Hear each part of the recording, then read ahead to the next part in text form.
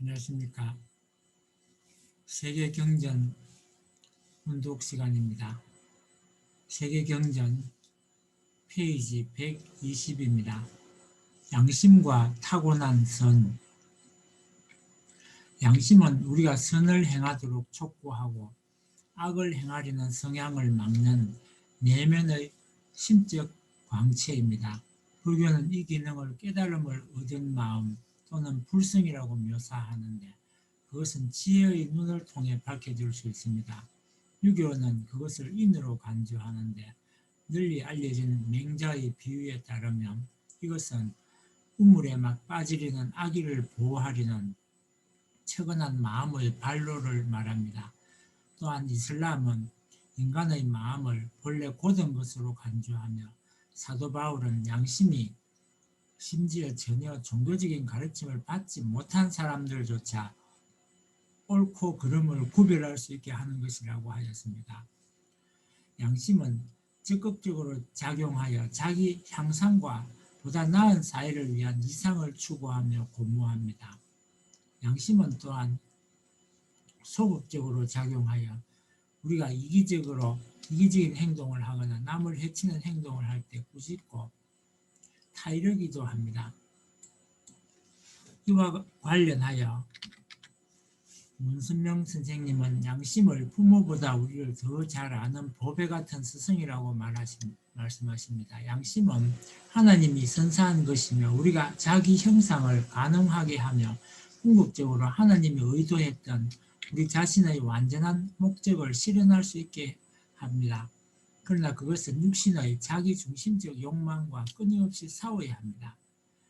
우리는 일상생활에서 삐뚤어진 양심을 말하기도 하는데 그 양심은 본성적으로 천부적인 것이긴 하지만 후천적인 훈육과 교육이 양심의 판단에 중대한 영향을 줄 수 있기 때문입니다. 옳고 그름에 대한 그릇된 판단들로 양심을 쇠뇌하는 것은 실로 인간의 영혼에 대한 최악의 모독입니다. 양심에는 여러 차원들이 있습니다.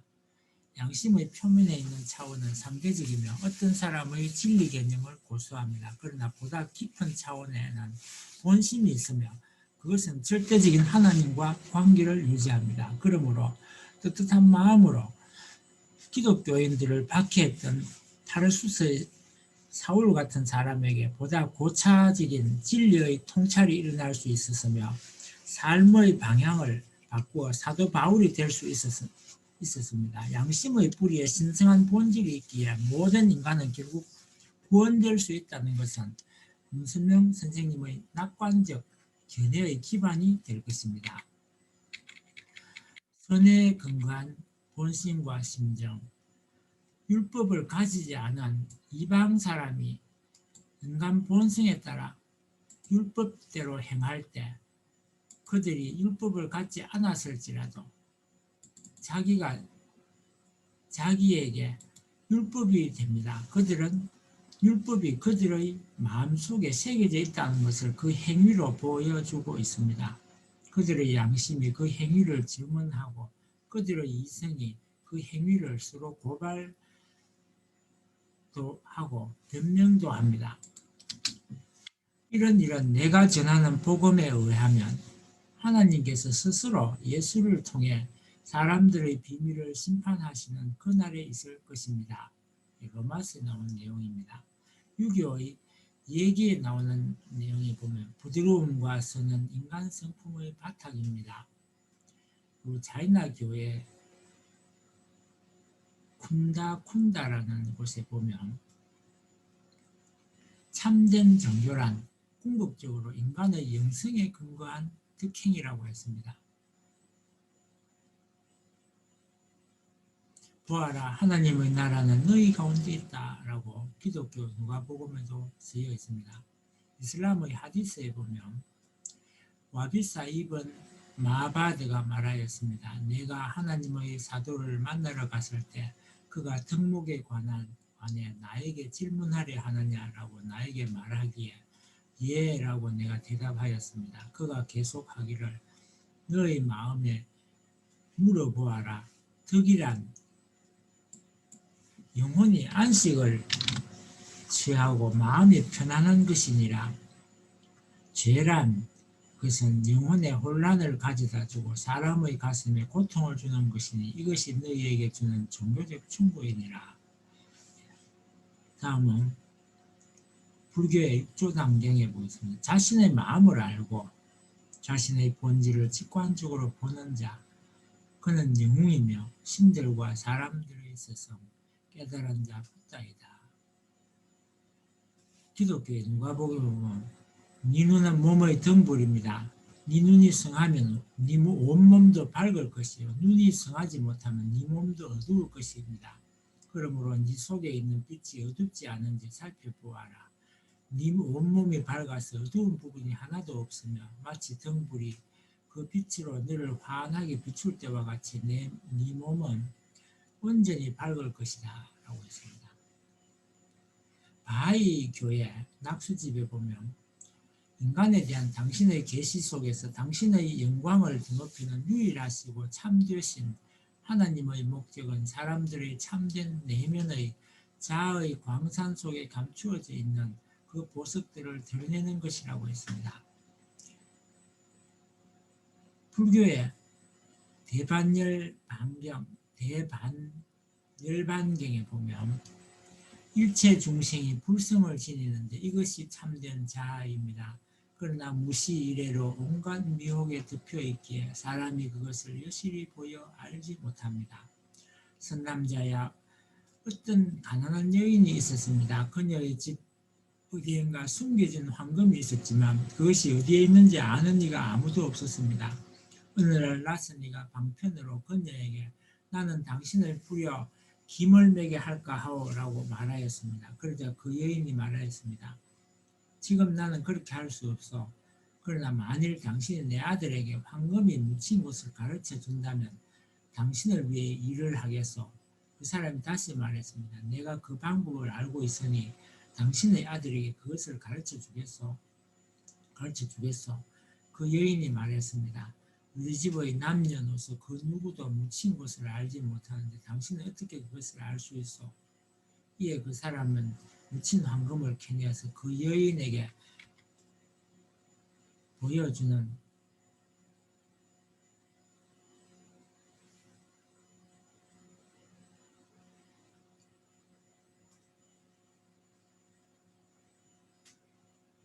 보여주자 그 여인은 기뻐하며 그를 존경하게 되었습니다.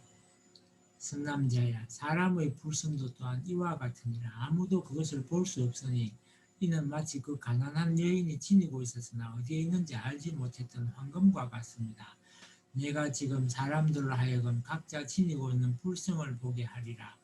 그러나 그것은 온갖 미혹으로 가려져 있습니다. 열애는 일체를 중생에게 한 덩어리 빛나는 황금과도 같은 깨달음의 곧집 곧 불성을 보여줍니다. 여기서 불성은 부처님의 마음을 말하는 것입니다. 누구나 깨달음을 얻으면 부처가 될 수 있다는 그런 걸 말하는 것입니다. 다음은 유교의 명자에 나오는 내용을 보도록 하겠습니다. 사람은 모두 차마 해치지 못하는 마음을 가지고 있습니다. 사람이 모두 사람을 차마 해치지 못하는 마음을 가지고 있다고 말하는 까닭은 이제 사람이 갑자기 어린 아이가 장차 우물에 빠지려는 것을 보고는 모두 깜짝 놀라고 척은해하는 마음을 가지니 이것은 어린아이의 부모와 교분을 맺으려 했어도 아니며 마을의 벗들에게 명예를 얻으려고 했어도 아니며 그 비난하는 소리를 싫어해서 그런 것도 아닙니다. 이로 말미암아 보건대 척은 마음이 없으면 사람이 아니며 부끄러워하고 미워하는 마음이 없으면 사람이 아니며 사양하는 마음이 없으면 사람이 아니며 옳고 그름을 따지는 것이 없으면 사람이 아닙니다.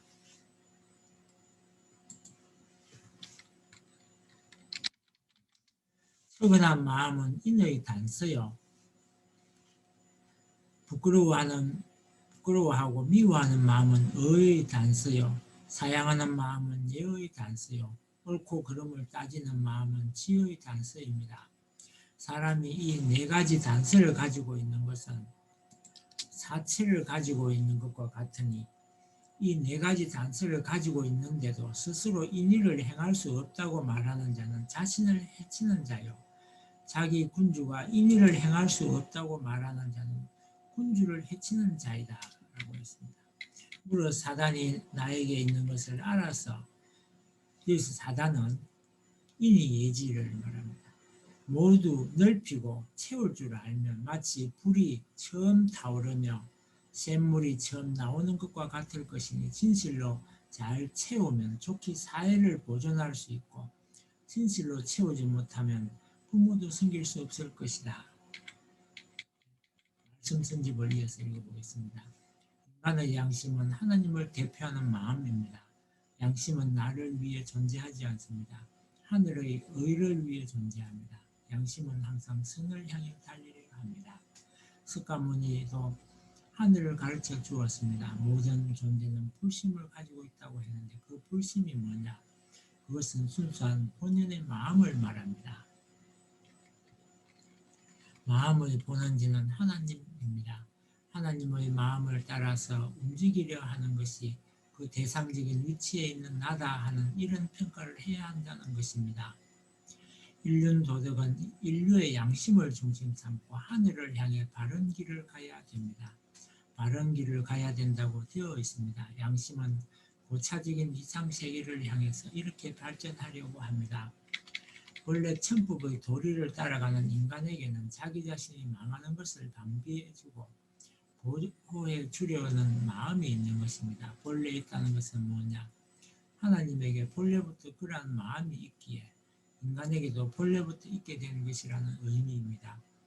자기가 만든 법이 아니라는 것입니다. 양심아, 내가 이렇기 때문에 이런다 그럽니까? 내 생각이 그렇기 때문에 그래야 한다고 명령한다고 해서 양심이 작용합니까? 어디인지 모르지만 다른 데서 명령을 받는 것입니다.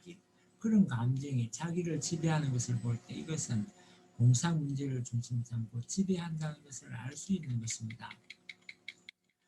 동서고금을 막론하고 아무리 악한 사람이라도 악을 버리고 선을 따르려는 본심만은 공통으로 가지고 있습니다. 그러므로 어떤 것이 선이며 어떻게 해야 선을 이룰 것인가 하는 것은 지능에 속하는 것이어서 시대와 장소와 사람에 따라 각각 다르기 때문에 서로 상충되어 투쟁의 역사를 엮어내려온 것이 사실이지만 선을 찾아 세우려는 그들의 근본 목적만은 모두 동일합니다. 그러면 어찌하여 인간의 본심은 누구도 막을 수 없는 힘을 가지고 시공을 초월하여 선을 지향하고 있는가?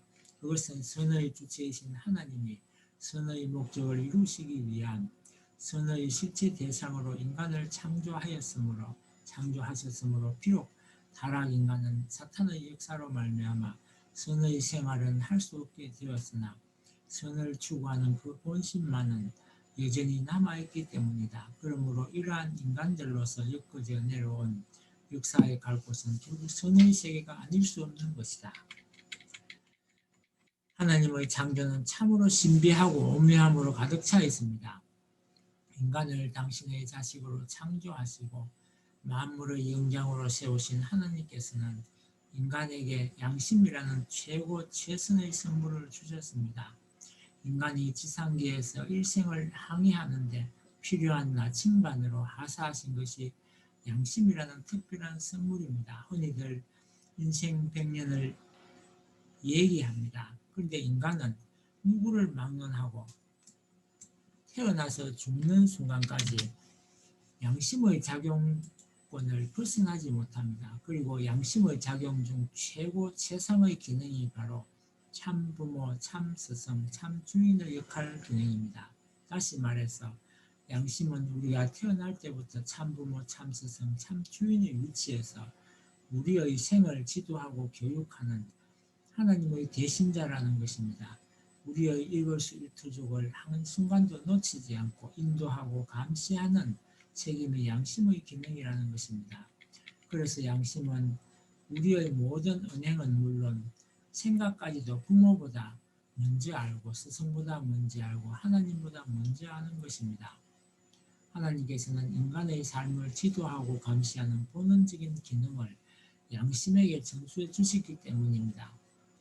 그런데 수정처럼 맑고 투명해야 할 인간의 양심에 타락성의 때가 끼어 지금까지 각종 죄악과 질병 속에서 본래의 기능을 다 발휘하지 못하고 있는 것입니다. 따라서 사탄 주관권의 이 사악한 세계에서 하루라도 빨리 석방을 받고 싶어 울부짖고 있는 양심의 소리를 들을 줄 아는 여러분이 되어야 합니다.